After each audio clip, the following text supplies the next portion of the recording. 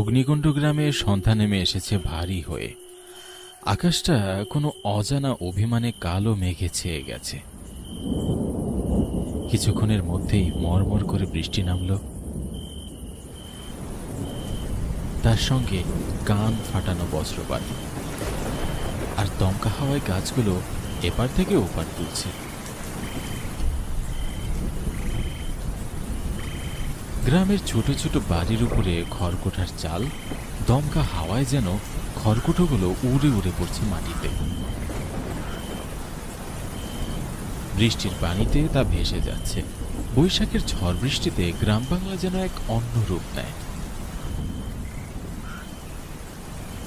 অগ্নিকুণ্ড গ্রাম এখনো আধুনিকতার ছোঁয়া পায়নি। ফাঁকা ফাঁকা বাড়ি, কাঁচা রাস্তা, রাস্তার মোড়ের মাথায় একটি চায়ের দোকান।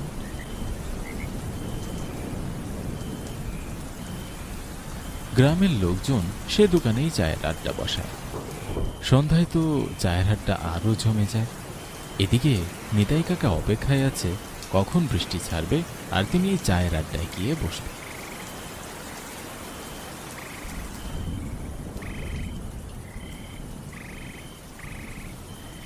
বৃষ্টি একটু থামতে না থামতেই রাস্তায় বের হলেন নিতাই কাকা। ওনার আবার সন্ধ্যায় এক কাপ চা আর বিড়িতে টান না দিলে হয় না। বৃষ্টিটা তেমন একটা ছাড়েনি। ফিরফিরানি বৃষ্টি গাছের পাতায় পড়ে, সেটা আবার ফোঁটা ফোঁটা হয়ে রাস্তায় পড়ে।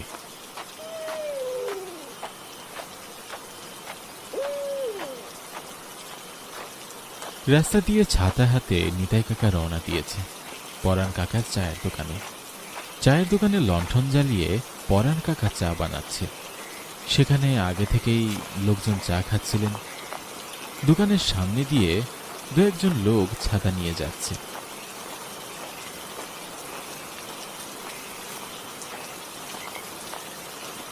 মনে হয় তারা ঝড় বৃষ্টির মধ্যে কোথাও আটকা পড়েছিল। এখন বৃষ্টি একটু ছেক দেওয়ায় কারো হাতে আবার বাজারের ব্যাগ, কেউ আবার সাইকেল নিয়ে যাচ্ছে। নিতাই কাকা চায়ের দোকানের সামনে দাঁড়িয়ে বলে, কি গো পরান্দা, আমার জন্য কি এক কাপ চা হবে? চায়ের টানি তো তোমার দোকানেই চলে আসলাম, দাও দেখিনি এক কাপ চা।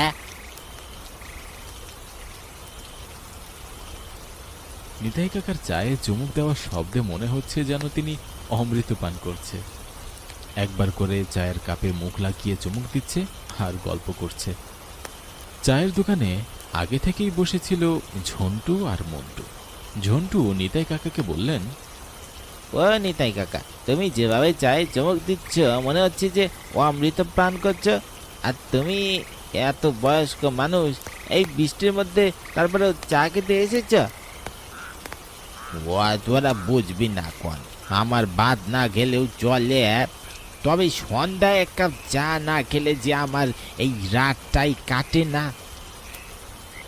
চায়ের কাপ রেখে নিতাই কাকা দেশলাইটের কাঠি জ্বালিয়ে বিড়িটা ধরালেন। বিড়িতে একটা করে টান দিচ্ছে আর মুখ ফুলিয়ে ধোঁয়া বের করে দিচ্ছে।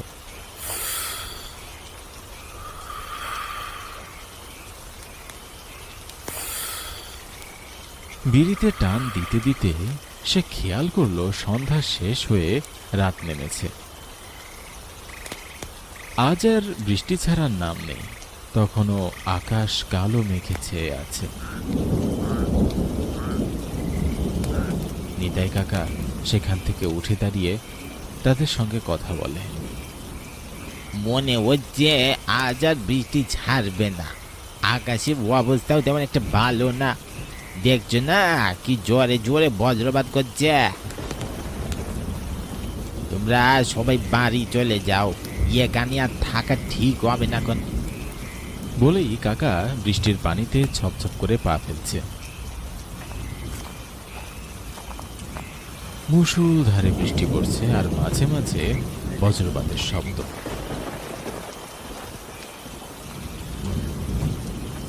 মাঝে মাঝে দমকা হাওয়া এসে কাকার হাতের লণ্ঠন নাড়া দিচ্ছে। দমকা হাওয়ায় লণ্ঠনটা নিভু নিভু করছে। কাকা বৃষ্টির মধ্যে এক মনে হেঁটে চলেছে। এমন সময় রাস্তার পাশে ঝোপের মধ্যে একটি কুটির দেখা যাচ্ছে। কুঠিরে মিটমিট করে আলোও জ্বলছে, আর সেখান থেকে নরম স্বরে ভেসে আসছে, কানাই, বৃষ্টির মধ্যে কোথায় যাচ্ছিস? এদিকে আয়, মাথায় বাজ পড়বে, তুই মরে যাবি, আমার কুঠিরে আশ্রয় নে। কথা শেষ হতে না হতেই খুব জোরে ঝড় ওঠে আর মুষলধারে বৃষ্টি পড়া শুরু করে, আর জোরে জোরে বাজ পড়ে। কানাই কাকা সেখানে থমকে যায়। পরিস্থিতির সুবিধা না, তা দেখে সে কুড়ি ঘরের দিকে ছোপ ছোপ করে পা ফেলে, হেঁটে হেঁটে যায়। চারিদিকটা কেমন জানি ঝুপটি মেরে আছে, নির্জন জায়গা, আশেপাশে কোনো ঘর বাড়ি দেখা যাচ্ছে না। চারিপাশটায় গাছপালায় ঘেরা, মাঝে মধ্যে গাছের পাতার মধ্যে থেকে পাখপাখালির পাখা ঝাপটানোর শব্দ পাওয়া যাচ্ছে। সে কুড়ে ঘরের সামনে গিয়ে দেখে দরজাটা খোলা।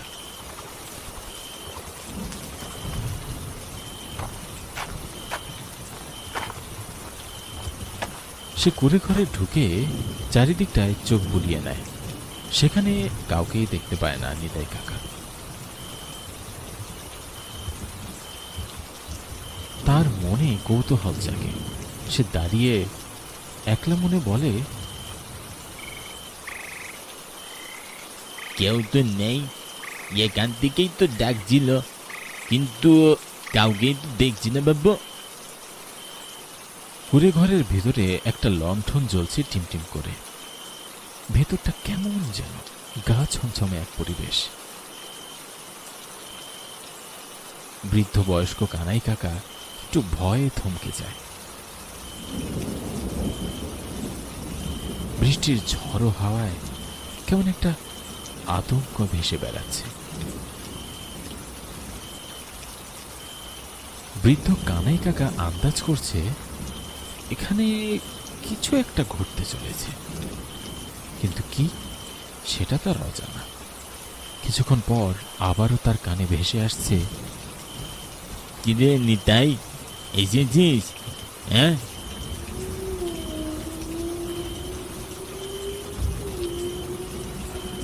আমি এখানে একাই থাকি রে।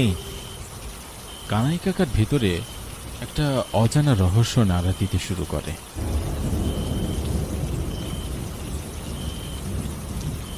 বৃদ্ধ কানাই কাকার মনে অনেক প্রশ্ন জাগে, আর ভেতরটা ভয়ে কেঁপে কেঁপে ওঠে। সময় যাচ্ছে, আর কানাই কাকার বুকের ধকধক শব্দটা বেড়েই চলেছে। এমন সময় কেউ একটা ছায়া মূর্তি অন্ধকারে আবছা দাঁড়িয়ে। কানাই কাকা জোরে একটা দম নিয়ে জিজ্ঞাসা করে, কে রে ওখানে? আমার সাথে তুমি কি আর কি মারছ? আমাকে ডেকে নিয়ে এসে মজা করছ? আমার সামনে এসে বলছি। খুব জোরে দমকা হাওয়া বইতে শুরু করে। নিতাই কাকার হাত থেকে লণ্ঠনটা নিজের অজান্তেই মাটিতে পড়ে যায়। ঘরটা অন্ধকারে ছেয়ে যায়। অন্ধকারের মধ্যে কিছু একটা তার সামনে লাফ দিয়ে পড়ে। নিতাই কাকা সেদিকে তাকাতেই দেখতে পায় একটা ছায়া মূর্তি দাঁড়িয়ে।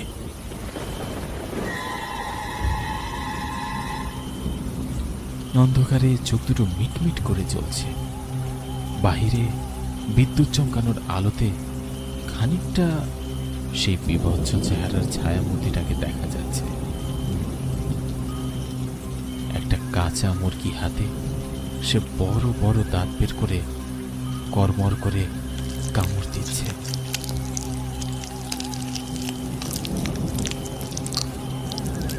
নিতাই কাকার মুখখানা ভয়ে সাদা ফ্যাকাশে হয়ে ওঠে। নিতাই কাকার আর বুঝতে বাকি থাকে না তার সামনে কি দাঁড়িয়ে আছে। নিতাই কাকা সেখান থেকে পালানোর চেষ্টা করে, কিন্তু ছায়ামূর্তিটা তার হাত লম্বা করে তাকে পিছন থেকে ধরে ফেলে। ছেড়ে দাও আমাকে, প্রাণে মেরো না আমাকে। বৃষ্টির রাতে আমি মানুষকে আশ্রয় দেই রে। আমার কাছে যে আশ্রয় নেয় তাকে আমি আমার খাবার বানিয়ে ফেলি। আমাকে ছেড়ে দাও, আমাকে ছেড়ে দাও। আমাকে কেন ডেকে নিয়ে আসলে? আমি বুঝো মানুষ বাবু। খুব কাকুতি মিনতি করতে থাকে নিতাই কাকা সেই ছায়া মূর্তিটির কাছে, কিন্তু ছায়া মূর্তিটি আর কোনো কথাই শোনে না। ছায়া মূর্তিটির হাত দিয়ে তার মুন্ডুটা মটমট করতে থাকে, পিছনে ঘুরিয়ে দেয়। নিতাই কাকার মুন্ডুটা সামনে থেকে যখন পিছনে ঘুরিয়ে দেয়, তখন তার চোখ দুটো উল্টো হয়ে যায়।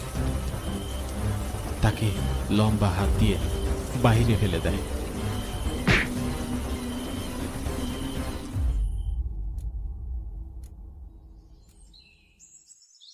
কাদামাটির উপরে নিতাই কাকার নিথর দেহটি পড়ে আছে। তাকে ঘিরে গ্রামের লোকজন নানান কথা বলছে। কেউ বলছে গতকাল বজ্রপাতে নিতাই কাকার মৃত্যু হয়েছে, তো কেউ বলছে অন্য কিছু। গ্রামের লোকের কাছে কাকার মৃত্যুটা একটা রহস্য। আমার কাছে তো ভালো ঠেকছে না, তোমরা যেটাই কও আমার মনে হইতাছে কানাইটার মৃত্যু এমনি এমনি হয় নাই। এই জায়গাটা খুব একটা ভালো না। আবার ফিরে এসেছে সেই বৈশাখের আতঙ্ক। তোমরা দেখতেছ না কাকার গাড়টা কেমন মটকানো? এর আগের বৈশাখ মাসে 2টা লাশ পাওয়া গেছে এইখানে। ওই 2টা লাশেরও একই রকম ঘাড় মটকানো ছিল। পরাণ কাকার কথায় গ্রামের সবার মধ্যে একটা আতঙ্ক ছড়িয়ে পড়ে। সবার চোখে একটা ভয়ের ছাপ ফুটে ওঠে। বারবার বৈশাখ কি নিয়ে আসে সেই গ্রামে, আর প্রাণ দিতে হয় গ্রামের নিরীহ মানুষদের। গ্রামের লোকেরা চায় এটার একটা বিহিত করতে।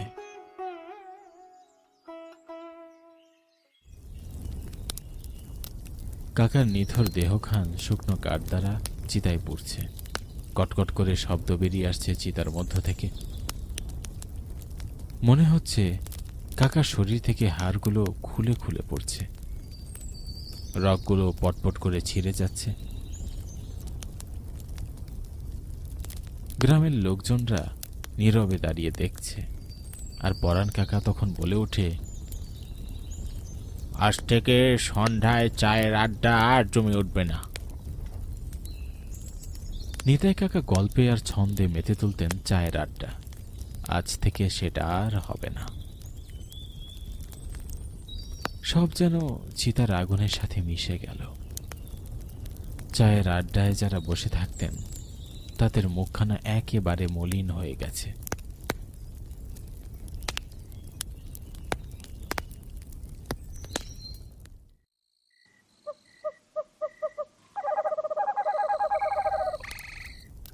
আজ পরাণ কাকার চায়ের দোকানে সন্ধ্যার আসনটা তেমন একটা জমেনি। নিতাই কাকার জায়গাটা ফাঁকা পড়ে আছে। আজও সন্ধ্যার আকাশটা কেমন জানি ভারী হয়ে আছে। কখন জানি আবার বৃষ্টি নামে। ভবানীশ্বর চ্যাটার্জি এই গ্রামের বয়োজ্যেষ্ঠ। ওনার প্রায় 90 বছর বয়স। এখনো পায়ে হেঁটে চলা